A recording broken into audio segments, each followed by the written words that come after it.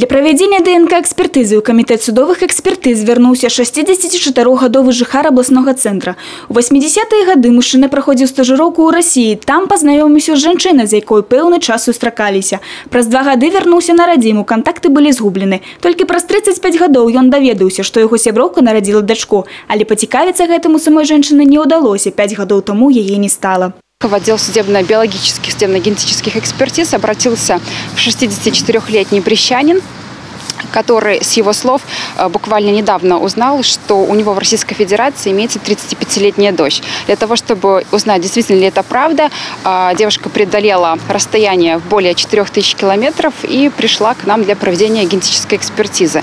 Результаты исследования оказались положительными. Действительно, мужчина оказался биологическим отцом данной женщины. В настоящее время семья воссоединилась.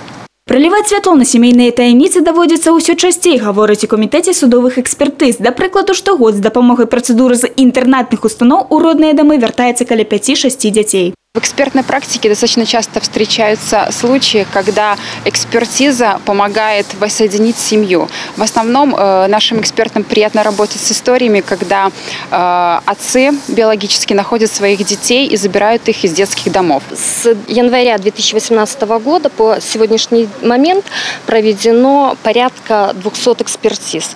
50% это по определению судов, 50% по заявлениям граждан. Асноўнымі прычынамі звароту да ДНК-экспертыз з'яўляюцца пытанні ўстанаўлення роднасці, судовыя справы аб спагнанні аліменту, а таксама простае жаданне даведацца, ці сапраўды чалавек выхоўвае сваё дзіцё.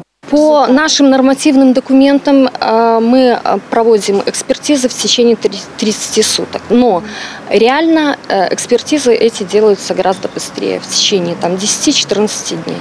Пераважна за ўстанаўленнем бацькоўства сёлета звярталіся жыхары Брэста, Баранавічу, Століна і Луніца. Здаецца, усяго толькі экспертыза, а можа вызначыць лёс чалавека.